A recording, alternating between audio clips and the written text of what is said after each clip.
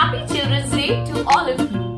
Well, in today's video, I'm going to share some interesting children's idiom.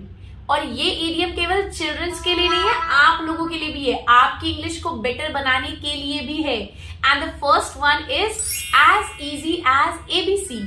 ABCDEFGHI हम सबको आती है. तो ABCD जितना आसान, ये एक मुहावरा है जिसका मतलब होता है कोई भी काम जो बेहद आसान है.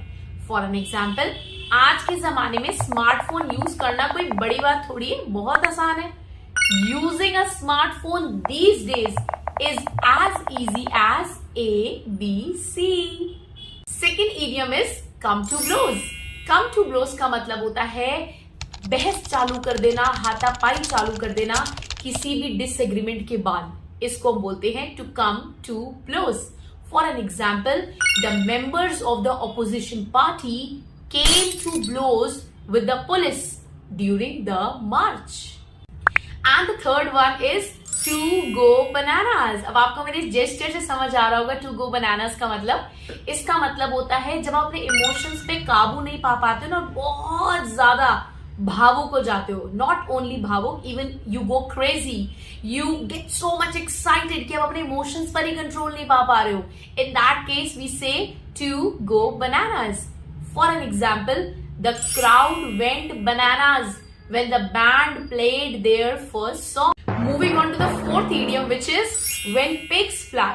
When pigs fly, which means impossible. भाई pigs तो उड़ेंगे नहीं कभी भी, हम भी जानते हैं. तो इसका सिंपल सा मीनिंग है impossible, यानी ऐसा काम जो नहीं होगा कभी भी.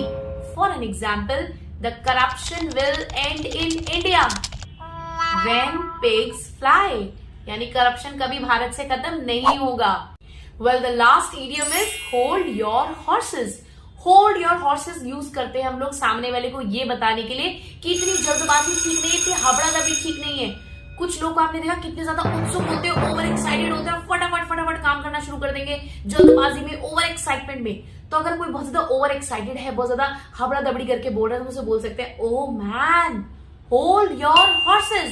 That means hold down for a minute, रुको थोड़ा, सब्र करो. For an example, Rohan, hold your horses.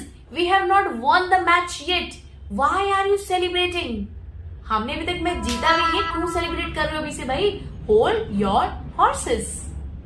Well, I hope you all have enjoyed these interesting children's idioms. Use them in your day-to-day life. And again, I am saying ये केवल children's के लिए नहीं है, इसका नाम है children's idioms. आप लोग भी इसको यूज करिए और बोलिए बेटर इंग्लिश.